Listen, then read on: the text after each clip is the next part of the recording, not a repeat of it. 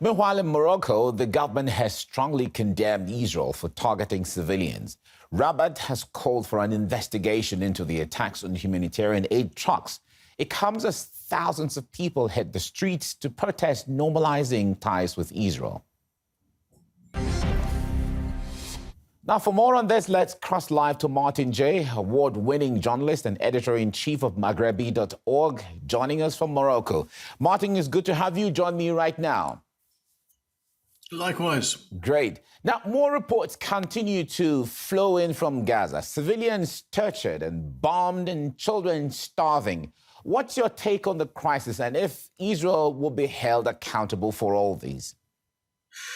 Well, so far, Israel hasn't been held accountable for any of this. And I think, we're all starting to wake up to that reality. And, a number of countries around the world and on a UN General Assembly level are beginning to become more and more vexed by the fact that there was a ruling by the ICJ. And more people are beginning to realize that the ICJ is, something that is a sort of a possession of Washington and for Washington's convenience. And, there are some individual cases popping up, but I think the general consensus, I think, from a lot of world leaders and a lot of geopolitical analysts is that Israel has got away with it.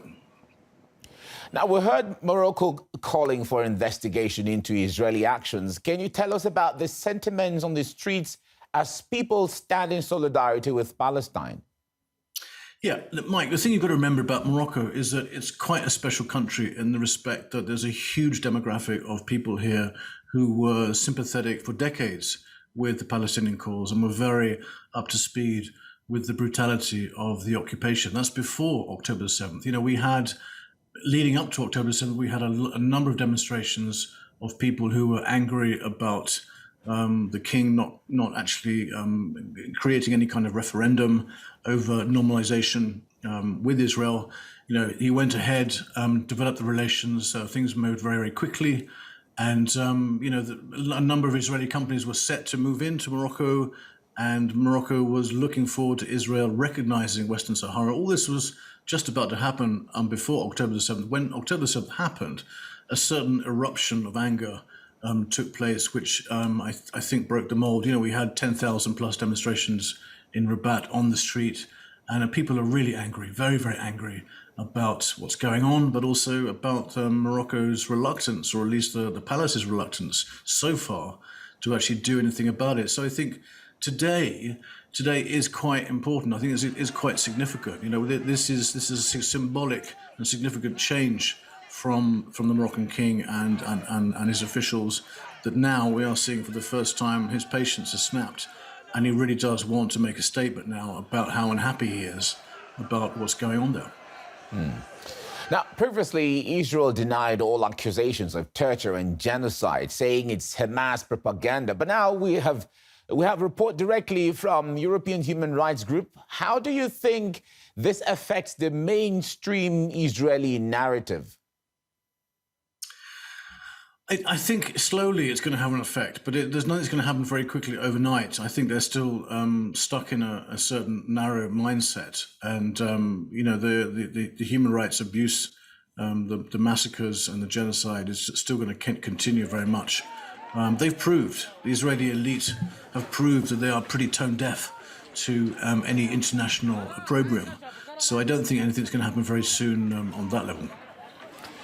Why do you think Western countries are not calling for investigation into Israel as Morocco has done? That's such a good question, Mike. And there's no real easy answer, but I think one of the main issues I think which stands out is how dominant America has been with a lot of EU countries. European Union countries have taken a battering since the Ukraine war has started and are very vulnerable and weak.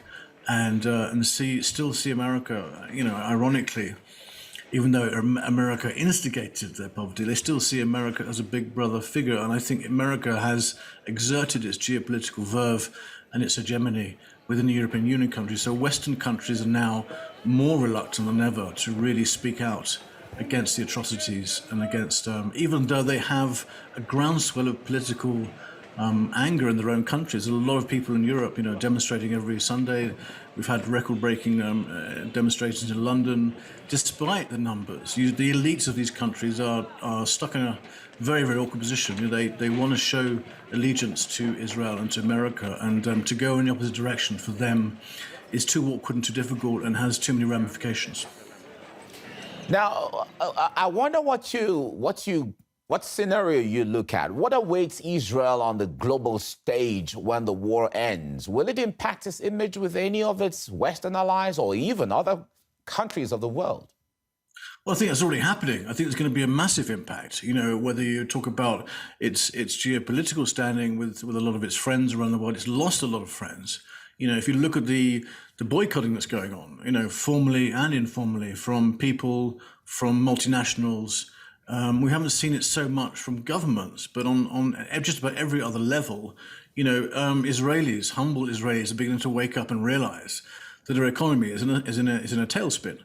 And when we talk about the end of this war, I think there will be a real strong impetus for a political change in Israel. That this will be the only short, quick fix solution to new economic woes that are coming Israel's way. Rising unemployment and inflation and consumer costs.